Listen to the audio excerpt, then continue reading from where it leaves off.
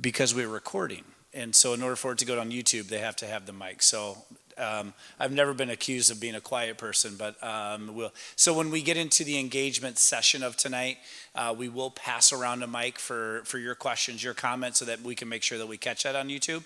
And something with the YouTube is we've had a lot of comments. People have enjoyed listening to other schools' conversations and the things that they bring up when we talk about facility master plans. So even though we're kind of a relatively small group, we'll use the microphones just to make sure that we can record. Before we get started, we'll do some introductions. My name is Matt Zedeker, the superintendent of District 115.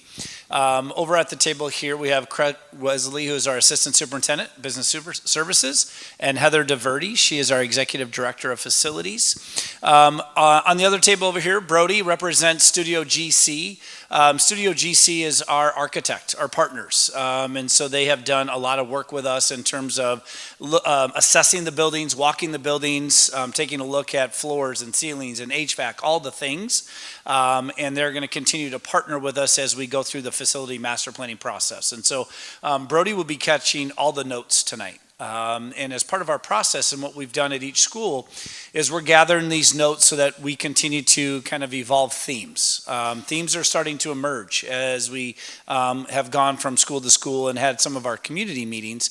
And so we'll capture what you say tonight, your questions tonight, to either say, hey, do we have any more themes developing, or are we kind of reinforcing some of the things that we've heard as well? And so Brody will be grabbing that for us tonight. So in terms of the evening, most of it is going to be dedicated to hearing from you, but we do want to start the presentation off, I guess, or the session, just making sure that we all start from a common place with data, and so that we're all looking at the same information to kind of guide that conversation a little bit. And so within that, we'll have three kind of separate sections. We'll talk a little bit about our community and the demographics and change of our community. We'll talk about our student growth and student demographics. And then because we're at Circle Center, we'll have very school-specific data. So we'll have some Circle Center data. And as we get into this conversation and as we get into the larger interactive part, when we ask questions or you have comments, it's okay to have two lenses. It's okay to have the lens of just Circle Center, and it's okay to have the district lens because we are talking about a district-wide facility master plan. And so both ways looking at it or questions about that are appropriate and encouraged. And so we've seen that at all of our various stops in terms of some of those comments being very school specific, but also then relating it to the district. So as we think about our community, as we take a look at the population of Yorkville, a couple of things to point out. The average age of a resident in Yorkville is almost 35 years old. But I think what's really kind of interesting to point out is individuals who are 0 to 19. So a vast majority of our students, or people who will be our students, represent 32% of Yorkville, which is a staggering number. If we actually take this data and use the 2020 census, and they identify ages 65 and older as kind of a retirement age, currently 65 and over is 7% of the population in Yorkville. And just 20 years ago, that was almost 15%. So we can see that Yorkville is getting younger. And there are families that have moved in, creating that age change and the sheer number of individuals who would be school aged or about to be school aged. So when we take a look at our student enrollment, you can see the changes that have come across our district. When we look all the way back to 2002, we had just over 2,400 students in our district. And these numbers represent, what we do is we take the census of students on our 6th day of school, so we call it the 6th-day enrollment. And so this year in 2025, at our 6th-day enrollment, we had just over 7,100 kids. Now, we also know that that number probably has already grown since then because we include early childhood students. And in our early childhood program, we have rolling enrollment. So as soon as a student turns 3 and they qualify for early childhood, we can enroll them, no matter what month of the year it is. And so we know that number is different. But in terms of comparison, and when we look at that static number, that growth is pretty impressive.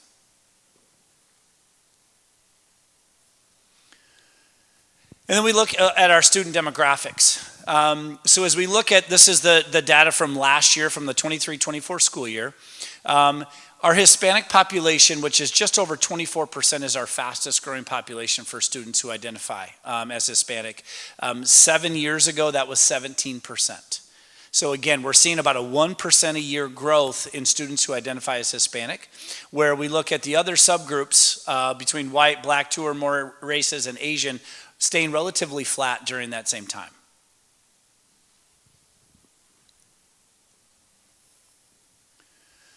So then we turn into just some Circle Center data. And again, if you take a look over to the left, as you look at the 23-24 versus the 24-25 school year, again, this is that 6-day enrollment. You can see last year, 504 students. This year, 495, so relatively flat, right? It's been about the same number of students over the last couple of years. What I would draw your attention to, though, is taking a look at the bottom right. You see a green, red, and blue line there. Back in 2022, the district hired a demographer, Dr. Casarda, to do a study in terms of our students and for each building, gauging the growth and the number of students that are projected across our district. And where Dr. Casarda landed is he gave us basically 3 scenarios. The blue being the slowest amount of growth that could be expected over that time frame. The green, which would be the highest growth expected during that time, and then the blue, which was most likely. The red, which is most likely. And for Circle Center, that has stayed relatively slow, the slowest growth for this building. And I will tell you, this is one of the only buildings where that's not above the red or above the green. And so the enrollment here at Circle Center has stayed fairly flat and is projecting along Dr. Casarda's projection in terms of the slow growth. If you look just above that, again, when he completed his study back in 2022 or 2023, at that time, Circle Center had 501 students. You'll see 2 different purple bars, one with 890 and then another with 750.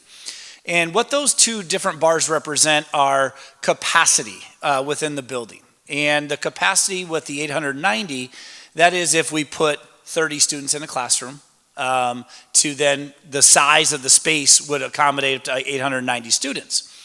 If we then take the 750, that's 25 students per. Now, what that number doesn't take into account are any special programs that limit the number of students. It doesn't take into account some of the other variables. This is just functional capacity of the building when we look at the proverbial butts in seats and space to be able to do that. And so these aren't scientific in terms of what we have currently at Circle Center. This is just physical space. So when we look at all that data with the changing demographics of our community, getting younger, more students, looking at our student growth over the last 15 years, and then certainly looking at Circle Center, this certainly does present challenges for us as a district. Virtually every building is overcrowded. That continued growth, that slow continued growth really has some overcrowding concerns in most of our buildings across our district. We know that we have a lot of students that are engaged in co-curricular and extracurricular activities, and we lack space, outside green space, other physical structure space for our kids to be able to participate in those extracurricular activities. Some of the challenges for us in this district are the age of the buildings and updates. We have some buildings in the district that were built in the 1950s that have different challenges than buildings that were built in 2009. 2009 buildings, they may need now new HVAC and new windows and updated roofs and things like that. Where a building in the 1950s, we might have to look at the structure a little bit differently in terms of what does it need to stay updated, to code, all of the different things that we'll need to do. And so as we look at our facility master plan in each one of our buildings, those updates and upgrades are certainly something we'll look at. And then lastly, certainly we want to take a look and make sure that we're continuing to look at any security upgrades. We do that yearly. That's something we analyze and take a look at, but as we develop this district-wide facility master plan, security will be something that we certainly keep as a priority within our buildings. So this is going to get to the part where we want to hear from you.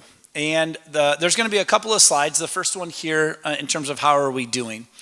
This is a big, broad question, and this doesn't necessarily have to refer back to the physical structure of our buildings. And the reason we say that is because as we're designing spaces and thinking about the facility master plan, we want to know what we do well as a district and what can we do to enhance what we already do well. So that if it coincides with how we design something, we don't want to lose that. And so you can see some of the prompts with that larger question. What successes have you observed in schools? How do we do academically, socially, communication? So you can see that we're not just talking about the brick and mortar buildings in our district, but we want to know as a district, what are the things that you have seen that have gone well so that we can emphasize that.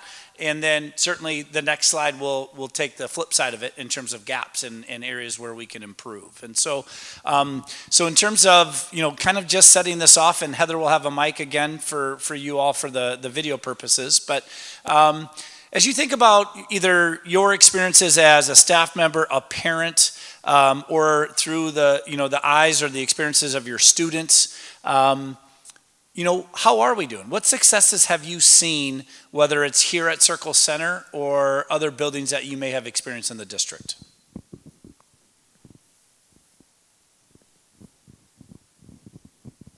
I taught 5th grade for a long time. I wait. And then I use proximity. I get closer and people get uncomfortable. But this is your chance. We want to hear from you. This is your opportunity.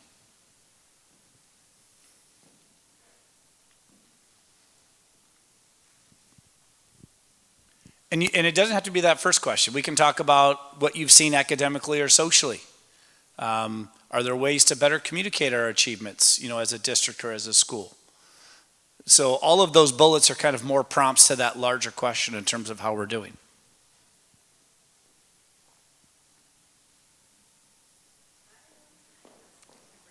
All right, we're going to break it. Now it's going to be a waterfall.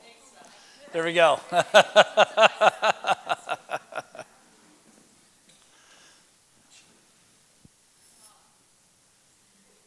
Is that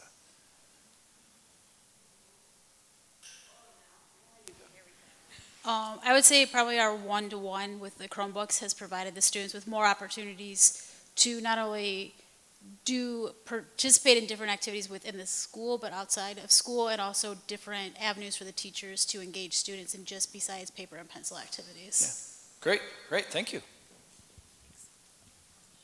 Okay, good.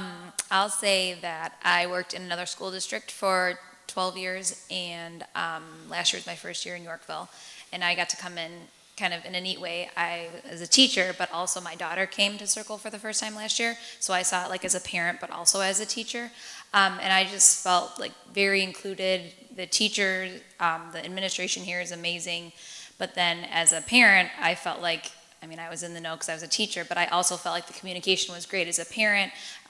Shannon does a great job of sending out an email every week with like updates. This is what's coming. This is what you should expect. Here's a reminder for this. So I just felt like both ways. I feel like Circle does a great job. Good, thank you.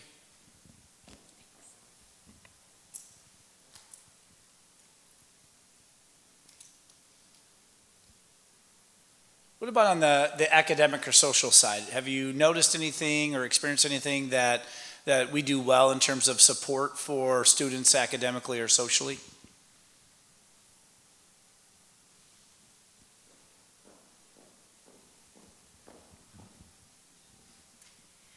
My son started at another school district, and when we came into Yorkville, I know they assess really early on, and he needed some additional supports and now has an IEP. And I felt like knowing some other people in other school districts, that students who need that support, that Yorkville and especially Circle Center did a really good job of identifying right away what he needed and getting him those supports put in place. Great.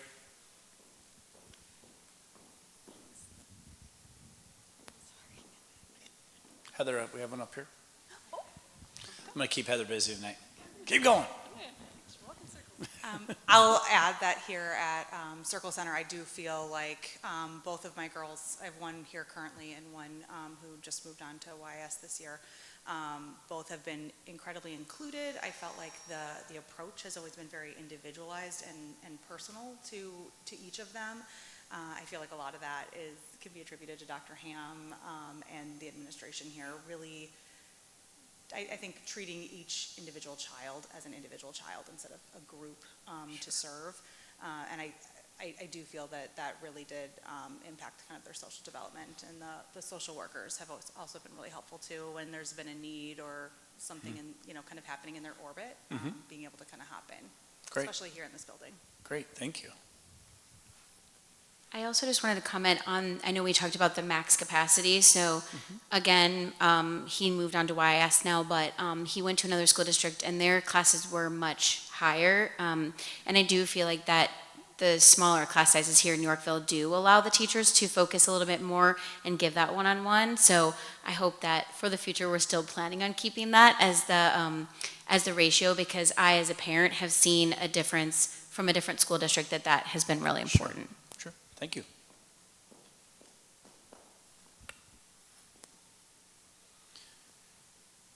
In terms of communication, I heard that, Dr. Ham sends a weekly communication out, but as you think about being a parent in the district or district-wide communication, teacher communication, are there any other ways that we might be able to communicate and celebrate things that we do differently or in different ways? Are there certain modalities of communication that work well with you versus others? So I think as a parent, I feel very well informed about what's happening in my kids' buildings. So I get Dr. Ham's message here. I do get the message for YIS as well. But I think that communication sometimes is really siloed. So, I'm getting communication specifically about Circle Center, specifically about YIS, but getting kind of a picture of what's happening district-wide. I really appreciate your emails as well, kind of as that superintendent's update, kind of as like the really big picture. But some of that kind of like the stuff that kind of happens in between, or those, maybe building achievements or grade level achievements, it's a tricky balance. Sure. You don't necessarily want, like, who won the track meet last week? Like, I don't know necessarily want all of that, but some of those could just kind of bigger, just kind of a, high level view of kind of what's happening in other buildings, I think would be helpful to kind of have a perspective of what's happening in the community, because we are kind of segmented by school. Great, okay, thank you. Oh, I think we have one, all right, great. Well, yeah, that's kind of our thing. David's usually here to do it, so Heather's filling in. David's usually our guy with it.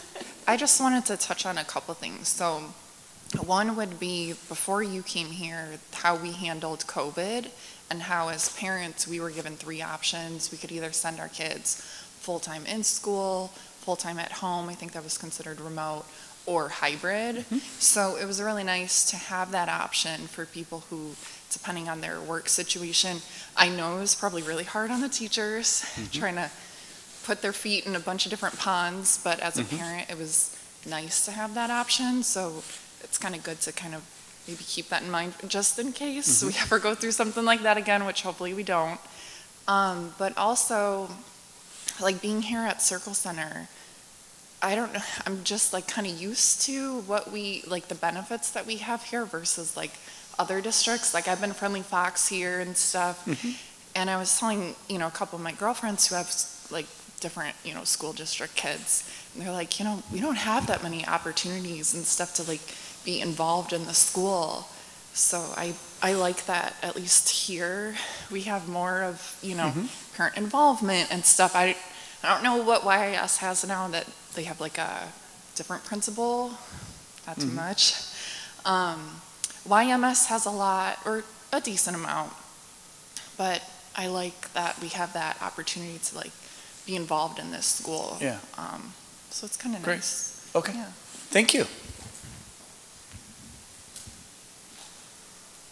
Okay.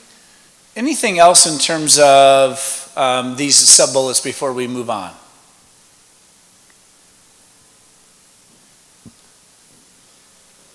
Okay, so it's only fair, we tried to celebrate a little bit, but we know there are gaps, right? We know there are areas that we need to improve. And so the large question is, what can we do to be better? And as we think about some of those subtopics, improvements in our schools, enhancing engagement for students and student learning, ways to improve support for teachers and staff. And then is there anything, and we talked a little bit about ways to engage, but are there ways to engage in community? So again, your lens, parent, staff, your student, what can we do better? What improvements would you like to see in our buildings?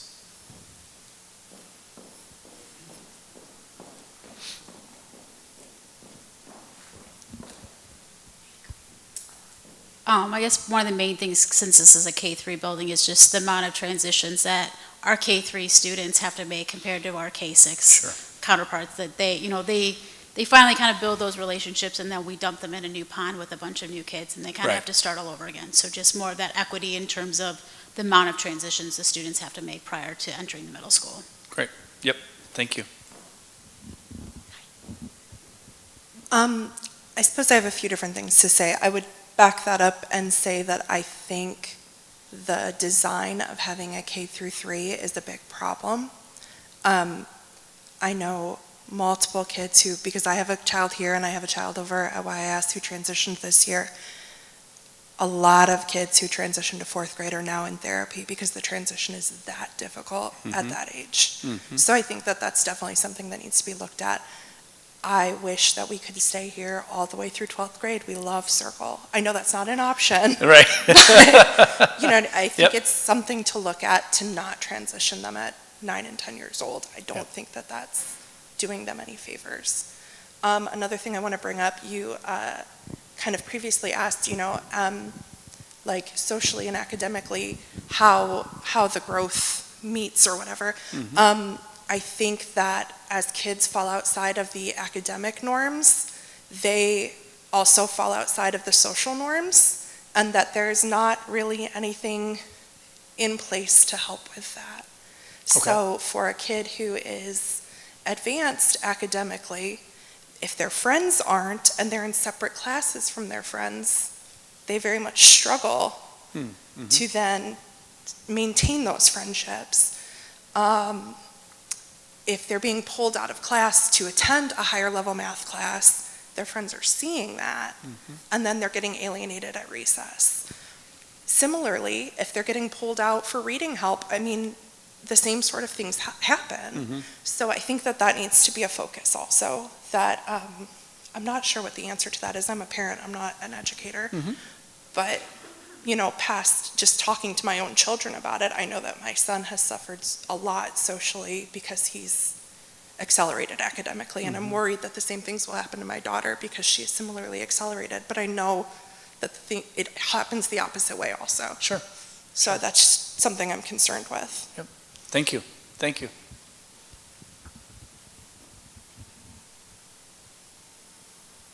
What are the areas for improvement?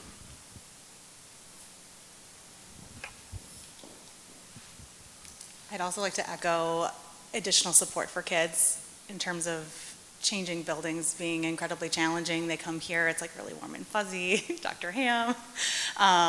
There's clubs, there are opportunities. You move to a new building, all bigger kids, it's 4, 5, 6. And interestingly, there are no clubs for 4th graders. Some of these kids came from Yorkville grade school, where they were in a smaller school. They're joining everyone who just came from Circle Center and needing to make, friend groups, and there are no social opportunities. Right. You have to wait till 5th grade for, I think there are 4 offerings for intramurals. That's when band starts as well. So there's some opportunities there, but it kind of leaves 4th graders kind of lost in the shuffle, I feel, with some of these transitions socially as well, and social emotionally as well, especially for our kids who are outliers on the academic norms, because they often become outliers on the social emotional norms as well, just statistically. I also, on a separate note, feel very strongly that we really need to look at our, spaces for extracurriculars, a performance space here. Our concerts are in gyms. Our auditorium is grossly undersized, and it often can't even be used. I often get approached asking why our music performances aren't in the auditorium. And I tell people, well, the capacity is smaller than the YS gym. That's why it's not there. Yeah. And then, people are oftentimes so shocked to learn that our high school doesn't have an auditorium or that we don't have a district-wide auditorium. I think that's going to be absolutely essential going forward, having a space that we can host larger events and that our really significantly growing arts programs can perform. Great, thank you. I think this is more about like teacher and staff support. So again, my son recently received, got an IEP, and transitioning to YS has been quite difficult. And I know there is a it's been hard to keep like the LBS ones and some of that SPED support. I'm not sure what goes on behind the scenes, but I know that it has been difficult to get kind of those experienced people in. He's had a lot of subs, so that I'm concerned, is he really receiving all of his minutes and how is that being managed? I think there also was a little bit of a misunderstanding going from Circle to YS about co-taught classrooms and how that was managed with the students. So it was not really explained. There wasn't a transition. I didn't get to meet anybody before we went over there, and I think that was kind of discouraging and hard. Like, I think my son himself, like, we talked about it at home and he was fine, but like me as a parent, I was a little bit disappointed in how that was handled. And I know that I've heard from others too that the SPED support, like especially at YS, has been a little bit difficult and understaffed, and so kind of keeping that in mind. I don't know what other schools are experiencing, but that's just been my experience here as well. Sure, thank you.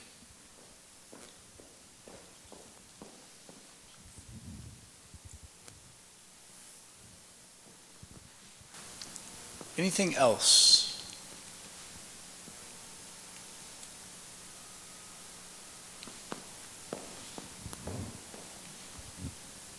Being a staff member at Circle, and there literally is not a square room in this entire building.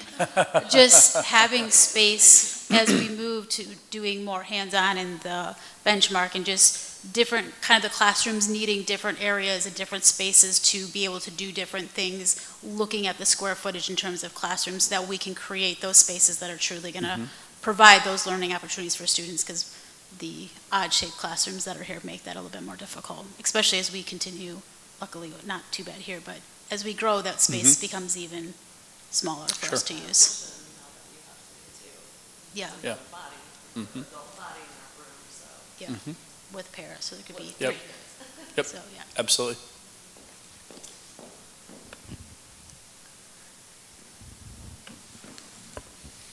I'm kind of I have multiple roles at this school, also parent. I work in the lunchroom, I'm on the PTO, and I will say that there have been multiple requests made that take a long time if they are ever addressed by the district.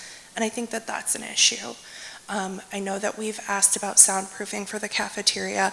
As you can see, we have a giant hole leading here into our gym. That's a big problem for the gym teachers. I know it took over a year to get something put up to block the windows to our library. That was a safety issue for our students. And it took the PTO purchasing something for the district to tell us we weren't allowed to do that, for the district to finally hang blinds. So I think that that's an issue. We need to be being heard, and it needs to be addressed more promptly. And I say that, like I said, as a parent, the safety issue in the library, that was, once I found out about it, that was terrifying to me. That's a bubble. If there were kids in there and there was, God forbid, an active shooter, where would they hide? This hole here, I mean, that's been what? Almost, yeah, it's been like that for at least the entire school year. And nothing's being done about this hole. And like I said, the poor gym teachers, they're screaming to be heard over the lunchroom. There's 6 of us in there. We can't keep the 6 classes quiet. Sure. You know, I think there's a lot of things that need to be done, and I understand that this is not a new building, and that obviously we're trying to, make new choices, make possibly new buildings, but I think we still need to address the issues we're currently having.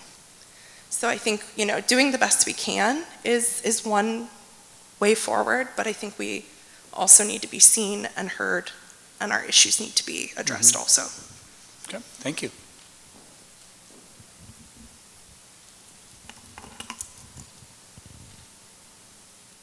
So these are the last two kind of comments are a great transition, I think, in terms of now shifting our thoughts to the physical structures within our district. So when we think about, again, Circle Center, but our district, and we've kind of put it in two questions: essential and nice to have. What are some essential things as parents, as community members, as staff members that our district needs? I've heard an auditorium, performance space, right? I've heard maybe a redesign of some classrooms as two examples of just, what are some physical changes that we need to make within the district. And so, we can bounce back and forth between essential and nice to have, but these, again, are ideas generators. This helps beyond what we've talked about tonight already, adding information into themes for our steering committee. And to take those to design some. So as we think about Circle Center, as we think about the district, what are some essential things that the district needs to have as we think about our facility master plan and taking us, into the next 15 to 20 years? And then what are some things that would be kind of, nice to incorporate if we could?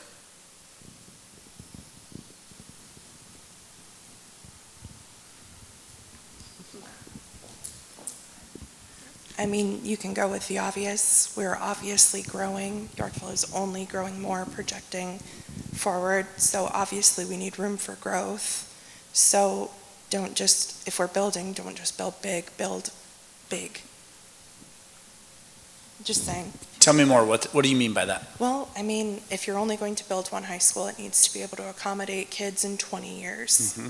We're only building more houses. In 20 years, our high school is going to need to be 3 times the size of whatever it's going to need to be in 5 years. Sure. Okay. So we need to be thinking about that. Yep. Or being able to build up or add on. Sure. It needs to be something that's going to be adaptable. If the plan isn't to build another middle school, that needs to be a forethought, because one middle school isn't going to continue to be enough. Is there thoughts going forward as to if more neighborhoods are starting to pop up, will they need to be in charge of allotting areas for more elementary schools? We need those things to be kind of forethoughts, not, hey, we need another school. Mm-hmm. Sure. Yep. So that's definitely an essential. Yep. Is that forethought? Great. Thank you. I agree with the future proofing. This is not a problem currently. It's something that I appreciate here is the smaller classroom sizes, and I think that is something to be really proud of here. So continuing to prioritize that. I understand that when we look at functional capacity, we're probably looking at occupancy, and then I'm guessing teacher contracts for the total number of kids that they would teach at one time. But really designing around best practices and saying, hey, and I'm not a teacher, I'm a counselor, so I really don't know what best practice is, but if best practice is 20 kids or, I don't know, maybe, elementary school teachers would know or whatever. 10, right, yeah. No, I know, yeah. But, but maybe for specific populations, if a smaller size is really the best practice, designing for best practice so that we can protect that and not end up needing to have 25, 30 kids in a classroom, stretching, teacher brain power and resources and energy to make sure that our kids do continue to get the best education, that we can offer. Sure. Yep. Thank you. I think also addressing the future of our schools, if we are building more schools, to really take the teacher input on how the rooms should be. Sorry, Mr. Architect, but we think of these different things sometimes after watching Oswego build up and watch here build up, of course. Each time we went to a different school, it's like, oh, that's a great idea, but then, no, it's not a great idea. Yep. We need space to store stuff. We need that extra room, not just as teachers, the PE people, the secretaries, there's lots of things that I've been teaching for this is my 25th year. I've been around the block a few times. I've been You and me both. You're 25 too. And I think that's something that's always been lacking, even in brand new schools. And I'm like, did you even talk to a teacher? Yep. And, so I think that's just something, and whether that be the elementary, obviously we're about space, high school, how is it going to work for you to flex rooms and to do things like that? Sure. And don't build a circle school, please. Right now, I it's- love it's this not in the school. plans right I now. absolutely love the school, but it is kind of crazy. Just even in the kindergarten rooms, all Sure. of our rooms are all different. Yep.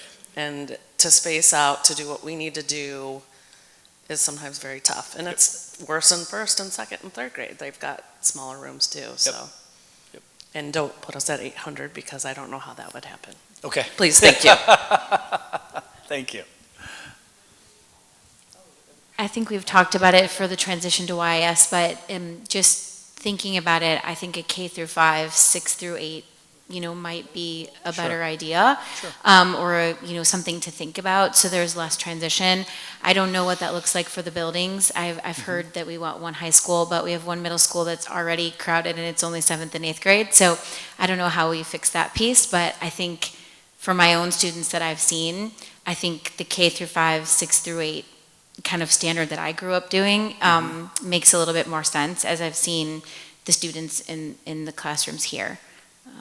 Great. Yeah, thank you. If we're talking about pipe dreams, so I've seen in other buildings where typically they're K-5 buildings, but they're like first grade's kind of all in one pod area, and then they have like a central area in the middle where they can do collaborative things and Collaboration things space. between, yes, and just especially as that's where education is moving more, is that collaborative piece and being able to explain things, giving kids and teachers that space already kind of dedicated would be really beneficial for students and staff. Great. Thank you.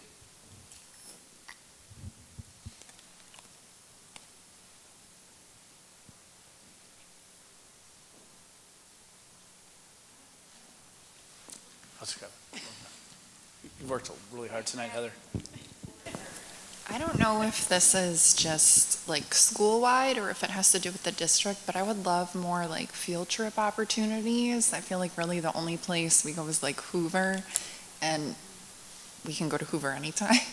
Like it'd be cool to go to like Brookfield Zoo or I don't know, some other place like that. Like get the kids a little bit more out of Yorkville. I feel like we're always like in Yorkville a lot. So I don't know if that's just building to building, type of decision, or if that has to be like district approved. Right. No, that's something to know in terms of things where we can take a look at. I appreciate that. Thank you.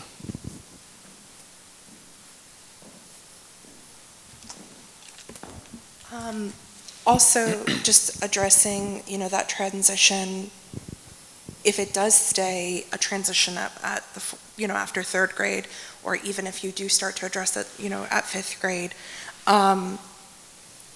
maybe if the district had some programs where the kids, the third grade kids who are going to be joining together can come together and, have a dodgeball tournament, or it doesn't have to be anything that pits them against each other. It doesn't have to be that, but like programs where they get together for the day, so that they have a few opportunities to meet in advance, not just the one like, hey, jumpstart day.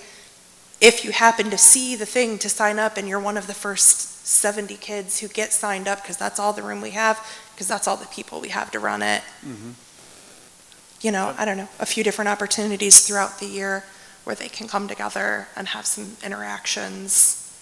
Sure. Might be a good idea. Yeah. Great. Thank you. Sorry. Oh, no, you're good. I think traffic as well, like traffic control around the buildings. I understand that this building was put here in a very different time when the community looked very different. In my line of work in mental health, we talk a lot about situational response plans. Unfortunately, a lot of those trainings are taught by like the we love you guys kind of people, that are like talking a lot about school shootings. And a lot of times what they talk about is people needing to get to a school, law enforcement needing to get to a school, SWAT teams needing to get to a school, parents oftentimes wanting to flock to the school. And every morning, almost every morning, as I try to leave Circle Center to get over to the YIS line, the thought goes through my mind, what a disaster this could be. And it's just really scary. I don't know that that would necessarily be the case at all of our schools. I can imagine, based on how the morning goes, one way in and kind of one way out of the high school could also be quite a disaster. I think that that really needs to be addressed as we look forward in terms of figuring out how, even just day to day, parents are getting in and out to drop their kids off and retrieve them when needed. Great, thank you. Well, also, we, at least here at Circle, we very rarely can even host anything like a breakfast or, muffins with mom, donuts with dad, anything like that, because there is, once the teachers are in the lot, there is no room for anybody else to park, which the teachers should have the lot. That's not even a question. But maybe there should be another lot for visitors, or things like that need to be thought of. Yeah. Also. Yep, sure. Yep. We do. Yep.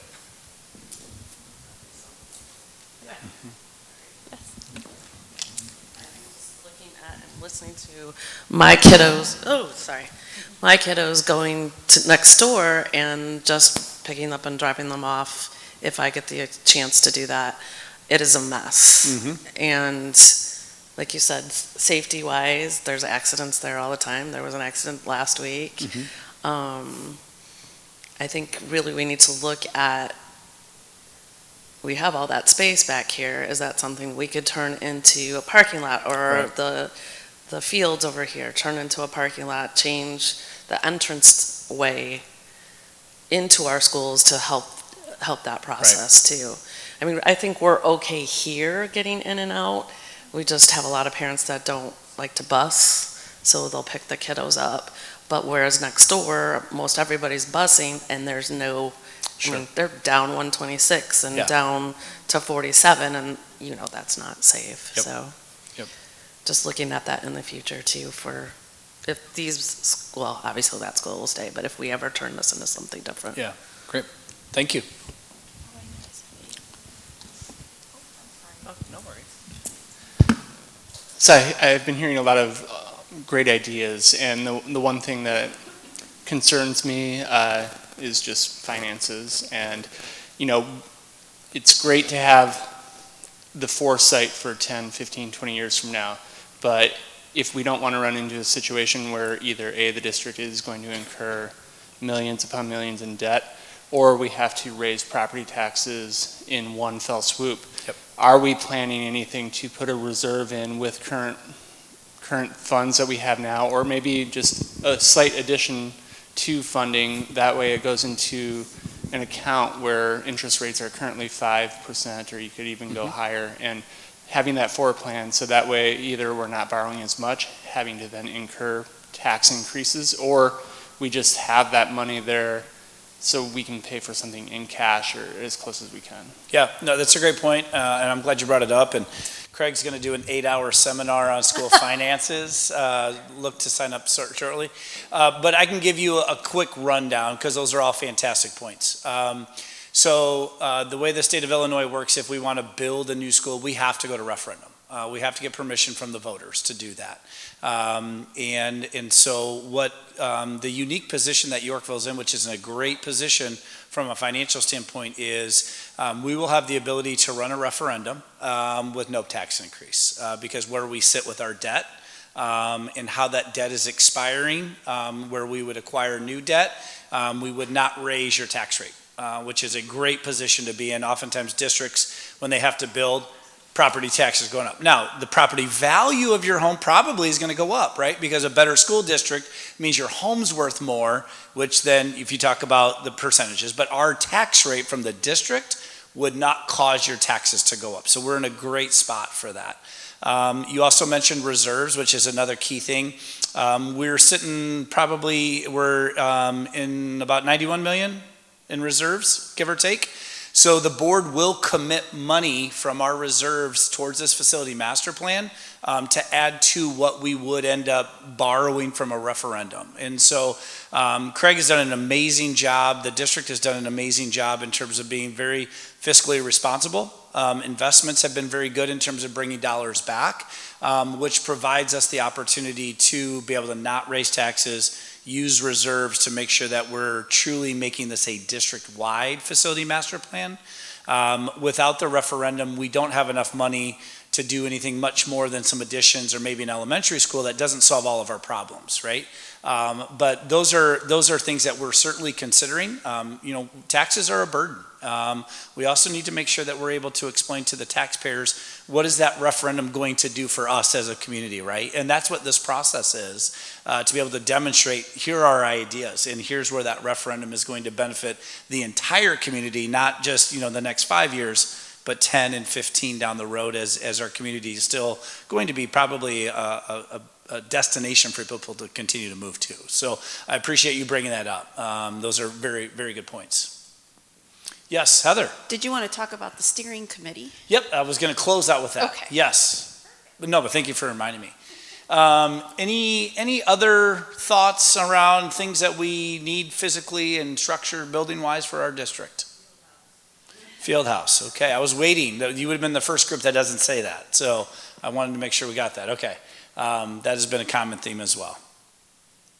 So as I wrap up tonight, just want to kind of talk a little bit about the process, where we're at, where we're going with the facility master plan.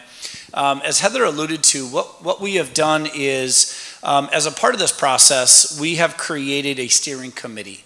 That committee meets once a month, and that committee is comprised of 3 community members, 2 board members, 2 principals, 3 members of the YEA, some of our district office folks, and then I have 2 students on my superintendent student advisory council that sits on that as well to get the student perspective.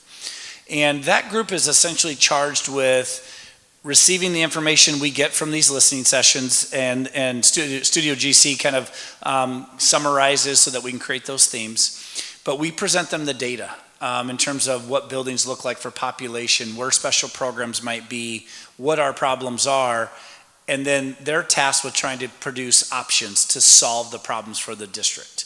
And so I think we have a great diverse group of individuals who are looking at our problems through various lenses. Whether one is a Chamber of Commerce member, one is a parent but also a realtor, we have a high school principal, we have an elementary principal, we have different lenses. And so as we talk about what are the best ways to solve our problems within the money and financial means that we have, what are those options to present to the board? And so that group meets every month, and we're in the process now of starting to curate potential options based on what we're hearing. We will have I would say an open kind of steering committee meeting this spring, where the public will be invited to see the options, to ask questions, to be able to examine the option that the steering committee has come up with. As part of our process. And then we will be presenting a recommendation to the Board of Education this summer. July at the very latest, we're hoping June. That will provide us with our blueprint for our facility master plan. And like I stated a little earlier, because part of the plan most likely is going to be a new building, then we shift into what does that referendum conversation sound like for our community, and what we need to do to be able to execute that plan. And so that's the process. With the QR codes on the table, that takes you immediately to our facilities portion of our website. So that has all the videos of all the different schools. It has our meetings, facts, links, putting up an FAQ page on there as well. So as you're thinking about facility master plan, that particular portion of our website is dedicated just to our facility master plan. So it's kind of a one-stop shop, but you always can reach out to us. I know oftentimes when you leave sessions like this, I wish I would have asked this, or I wish I would have done. Please reach out. We want to hear your voice and make sure that gets captured as we plan and continue to progress through this process. So with that, I do want to thank you. I really appreciated the conversation and the engagement and coming out tonight. This doesn't preclude you for coming to any other meetings. So please tell your friends and neighbors that there's an opportunity to be heard and to get your voice in the room as we do this important work. So thank you very much and have a great night.